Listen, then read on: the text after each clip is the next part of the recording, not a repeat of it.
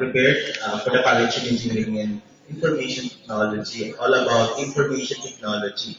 So, what will be your course? And after that, you have graduated, what will you become? Okay, so first is I will introduce to you the faculty member of the IT department. So first is I would like to call on the following: our ever-loving Engineer Ronald Erla.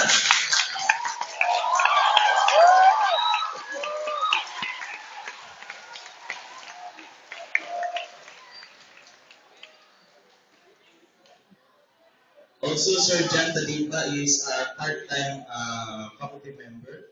He is currently connected to Medical Corporation as area manager. And also, I would like to call on Engineer Patrick Diray.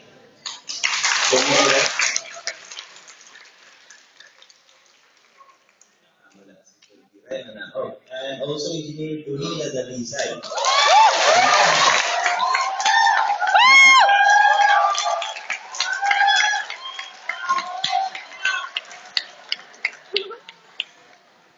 Okay, so the rules among the terms.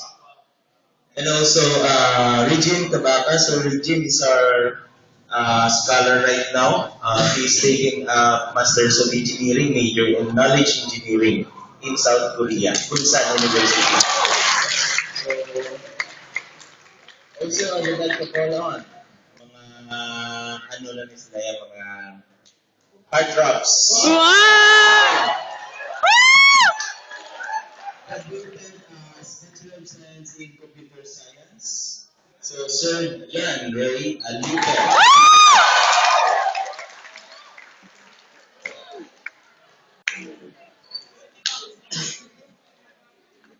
And also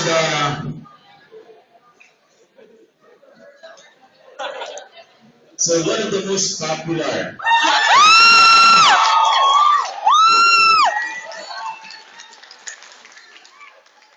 He said that black is beautiful.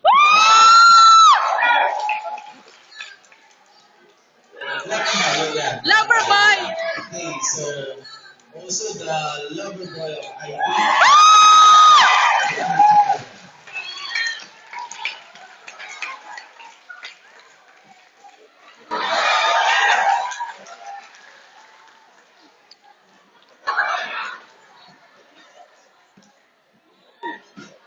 Okay, so also I would like to call on also a graduate Bachelor of Science in Computer Science. So Sir Janet Echeverria is a graduate of Bachelor of Science in Information Technology in WBCST. Right now is called ISAQ or Iloilo State Science and Arts and Technology University. Wala pa, sir! Wala pa! Wala pa, sir! Wala pa, sir! Balikan na! Wala pa, sir! Ginawag! Mr. Arnold Darte is the operating system boy. Woo! He's the leading operating system.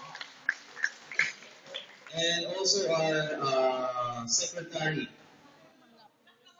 So, ang secretary natin is Ma'am Emily Napro. So, the one that you have nakagito mo pala last time dito sa main campus na nag-pa-enroll.